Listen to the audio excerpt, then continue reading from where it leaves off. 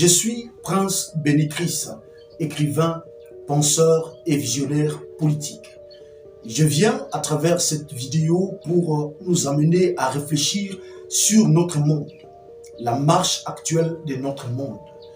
La planète Terre est confrontée à de multiples problèmes aujourd'hui, allant des problématiques climatiques, des inondations, des sécheresses, des feux de brousse, toutes sortes de dérèglements qui aujourd'hui mettent à mal la vie des populations terrestres.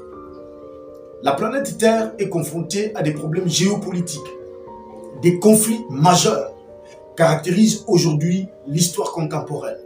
Nous parlons précisément de la guerre entre la Russie et l'Ukraine, fomentée de toutes pièces par les forces occidentales qui ont un seul but: imposer à la Russie un rideau de fer pour réduire son influence dans le monde et son spectre dans la zone eurasienne. Paradoxalement, la Terre produit beaucoup alors qu'une grande partie de cette population terrestre n'a accès qu'à très peu de ressources pour survivre. La planète est confrontée à des crises sécuritaires, le djihadisme, le terrorisme et toutes sortes de conflits armés qui engagent beaucoup de pays sur le théâtre de la guerre. La planète se porte mal. La Terre est confrontée à des problèmes géopolitiques majeurs, mais aussi des problèmes politiques. Partout sur la Terre, particulièrement en Afrique, nous assistons à des coups d'État militaires. Nous assistons à des modifications des constitutions. Nous assistons à des violations flagrantes des droits de l'homme. Nous assistons aux violations multiples des libertés individuelles et des droits fondamentaux. Beaucoup de pays sont victimes de la mauvaise gouvernance et de la mauvaise gestion des ressources naturelles qui regorgent ces pays, au point où une grande partie des populations de ces pays n'ont pas directement accès à l'eau potable et aux meilleures conditions de vie. La Terre se porte mal. Il est donc temps que l'on s'interroge sur l'ordre mondial actuel et la place qu'occupe l'Afrique dans les concerts des peuples.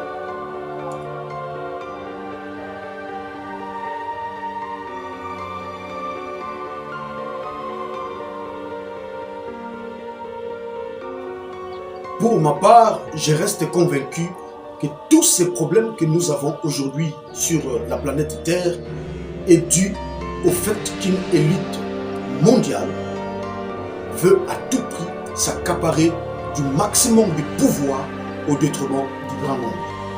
Et puisque ce sont des pays occidentaux ou des puissances occidentales qui mènent la barque, nous pouvons donc sans embâche conclure que les conflits mondiaux, les crises planétaires et ces déséquilibres que nous avons sur la Terre est dû au fait que cette élite gère mal l'ordre mondial ou alors utilise la gouvernance mondiale pour en tirer profit et donc pour en faire bénéficier au plus grand. La civilisation, c'est la capacité de l'homme à transcender ses limites naturelles, géographiques, historiques pour aller vers un meilleur être. Le but de la civilisation n'est pas tant dans la jouissance de biens matériels, mais surtout dans la maîtrise de son espace de vie, dans la transcendance de ses limites humaines qui peut l'assimiler à un animal. La civilisation permet à l'homme de maîtriser son espace vital. La civilisation permet à l'homme de dépasser ses limites et d'atteindre un niveau élevé de la pensée et du bien-être. La civilisation contribue à l'équilibre planétaire, à la valorisation de l'homme et à l'harmonie entre les peuples. Lorsque la civilisation emprunte le chemin contraire, nous subissons tous les affres. La civilisation ne se mesure que par la qualité de la vie qu'elle produit dans son passage. Si nous interrogeons les traces de la civilisation occidentale sur la planète Terre, ces traces sont macabres. Ça se profile à l'horizon un désastre planétaire qui ne dit pas son nom. Nous allons interroger l'Organisation des Nations Unies, nous allons interroger la Banque mondiale, nous allons interroger le FMI, nous allons interroger l'Organisation mondiale de la santé, nous allons interroger l'Organisation mondiale du commerce, nous allons interroger toutes ces structures pour voir à quoi elles servent réellement. S'agissant de l'Organisation des Nations Unies, aujourd'hui il est clair, comme le disait encore le général de Gaulle, États-Unis égale Nations Unies. Donc, pour le général, les Nations Unies est un instrument de domination et de l'expansionnisme américain dans le monde. C'est derrière les Nations Unies que les États-Unis foutent leur nez dans les affaires intérieures des pays. Nous les avons vus à travers la charte de l'impérialisme qui stipule clairement que l'ONU est un instrument pour garantir les intérêts des Américains.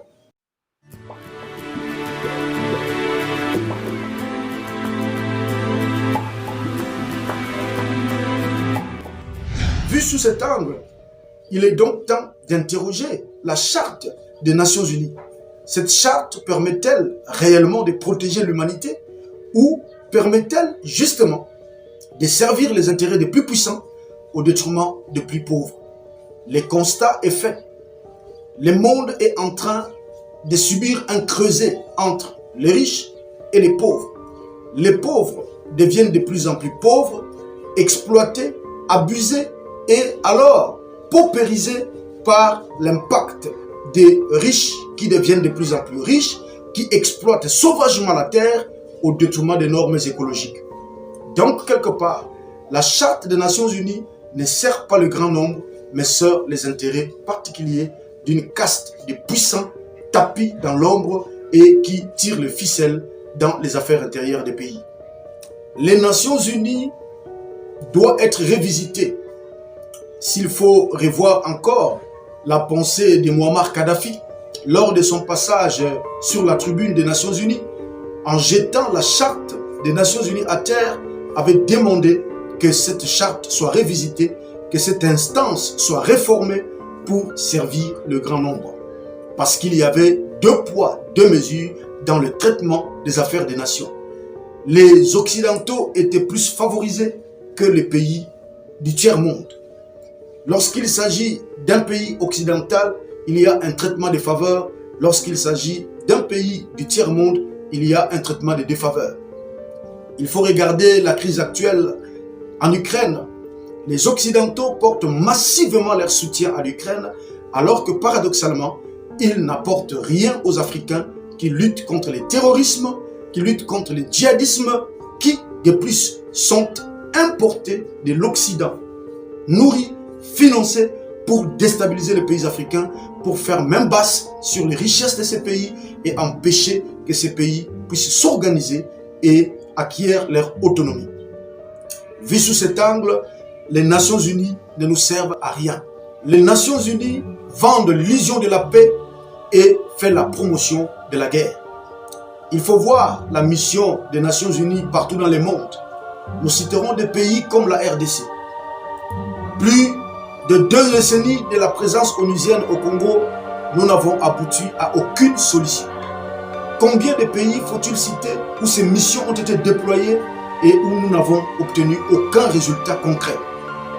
Ça laisse à désirer. Ça nous permet de remettre en cause le sérieux et le fonctionnement de cette structure budgétivore qui n'arrive pas à amener la paix. S'agissant de la Banque mondiale, l'on se rend compte que la Banque mondiale est plutôt un instrument d'endettement de peuple. Il y a un adage qui dit « Pour maintenir un peuple dans l'esclavage, il faut l'endetter ». Et le monde est entré dans un cycle d'endettement infernal dans le but d'imposer des mœurs contraires à la bonne moralité et à l'équité. La corruption bat son plein. Les dépravations de mœurs sont devenues une norme culturelle dans le monde. Tout cela par le biais de l'argent. La civilisation occidentale ne valorise pas l'homme, mais place l'argent au centre de tout. Tout est fait pour l'argent. On peut même qualifier cette civilisation de la civilisation de l'argent roi et non de la civilisation des valeurs, comme le furent d'autres civilisations avant, en l'occurrence la civilisation égyptienne qui plaçait la vie au centre de tout. Vu sous cet angle, nous disons donc que la civilisation occidentale n'est pas une civilisation, mais une contre-civilisation. L'évolution tant vantée par les Occidentaux n'en est pas une. C'est une involution. Puisque dans toute l'histoire de l'humanité, nous n'avons jamais vu un coq copuler avec un coq, un chien courir un chien, et lorsqu'une civilisation produit ses antivaleurs, on peut donc comprendre l'issue. Lorsqu'il s'agit de l'Organisation mondiale de la santé, les cas de Covid-19 peuvent vous en dire davantage. L'OMS a prédit l'hécatombe en Afrique, ce qui n'a jamais eu lieu. L'OMS produit les contraires de ce qui doit être prescrit à l'humanité. L'Afrique a de la forêt, l'Afrique a une pharmacopée naturelle importante qui est mise de côté au profit des firmes pharmaceutiques dont l'objectif n'est pas de soigner l'humanité, mais de faire les profits au détriment de la santé publique. Il est temps d'interroger le sens de l'Organisation mondiale de la santé parce que de plus en plus, les humains deviennent malades à cause de tous les produits manufacturés, produits par l'industrie occidentale. Parlons donc de l'industrialisation occidentale. Vous comprenez qu'il y a la pollution sonore, la pollution des mers, la pollution de l'écosystème. Nous sommes en train de subir une destruction totale de la nature à cause de l'industrialisation forcée et à outrance de l'Occident. Cette industrialisation ne vise pas le bien-être ou l'amélioration qualitative de la vie des populations terrestres, mais la destruction de tout ce qui est humain. L'homme moderne est devenu un homme artificiel. Parfois, et avec ironie, j'entends les gens parler de l'homme augmenté. Ça me fait sourire, tristement, parce qu'en réalité, l'homme doit retourner à sa nature d'être et non à être augmenté. Cette augmentation n'a qu'un seul objectif, l'argent. Et une civilisation qui place l'argent au-dessus de la valeur humaine, cette civilisation est vouée à l'échec. C'est cela le résultat final de la civilisation occidentale. Je ne parlerai pas d'autres instances de cette organisation mondiale parce que toutes ces organisations ne contribuent qu'à une seule chose, renforcer la domination mondiale de l'Occident au détriment des peuples. Aujourd'hui, Vladimir Poutine et les blocs associés ont compris qu'il faut faire face à cette direction dictatoriale de l'humanité pour permettre l'émergence d'un ordre parfait où toutes les nations seront en équilibre et en égalité.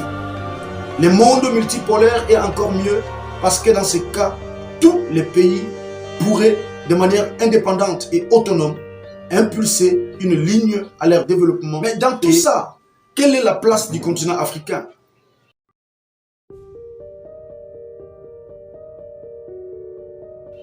L'Afrique est en reste. L'Afrique est la victime de cet ordre mondial. L'Afrique ne tire pas profit ni de l'Organisation des Nations Unies ou d'ailleurs aucun pays africain ne siège en titre de membre permanent. Les pays africains ne font pas partie du G7, le pays le plus industrialisé, donc le plus riche, alors que l'Afrique regorge l'essentiel des minéraux, l'essentiel des richesses, l'essentiel de tout ce qui contribue à la stabilité du marché mondial. Ces deux poids à deux mesures ou cette justice à double vitesse ne permettent pas à l'Afrique de se relever et de prendre sa place dans les concerts des nations. Nous interrogeons les rôles de l'Union africaine. Nous interrogeons les rôles de toutes les organisations sous-régionales en Afrique qui n'aident pas le continent africain à bénéficier de ses ressources et à rétrocéder une grande partie au développement des pays africains, à la dotation des infrastructures de base et à l'amélioration des conditions de vie. Il est temps de remettre en cause l'ordre mondial si nous voulons aller vers un monde parfait. Il est temps de repenser l'unité continentale et d'aboutir aux États-Unis d'Afrique si nous voulons que l'Afrique de demain cesse d'être la victime ou la proie de la prédation internationale menée par les États-Unis et ses pays alliés. Il est temps qu'une lutte panafricaine puisse prendre le devant de la scène au-dessus des appareils étatiques pour impulser une vision claire d'une Afrique libre et autonome. Il faut des personnes engagées, consciente et déterminée à changer le sort des Africains. Nous ne pouvons pas changer l'Afrique si nous continuons à obéir à cet ordre mauvais, à cet ordre destructeur et à cet ordre apostat. Nous devons mettre tout en place pour lutter contre ces institutions, les chasser si possible de notre sol et de permettre à nos pays d'être dotés des institutions fortes qui pourraient permettre d'aboutir demain à une armée continentale, à une autonomie économique et financière et à permettre que demain nous ayons une cour pénale de justice en Afrique qui pourrait avoir la possibilité de juger tous ces criminels internationaux qui viennent en Afrique pour commettre des exactions. L'Afrique debout est un gage pour la stabilité de l'humanité. L'Afrique à genoux est une passerelle pour la destruction de l'humanité. Oui, l'avenir du monde se joue en Afrique et le rôle de l'Afrique est prépondérant. Il est temps que la jeunesse africaine s'élève et cesse de rêver un Eldorado qui n'existe pas. Prenons le problème de l'Afrique à bras le corps pour en changer la destinée. C'est maintenant ou jamais.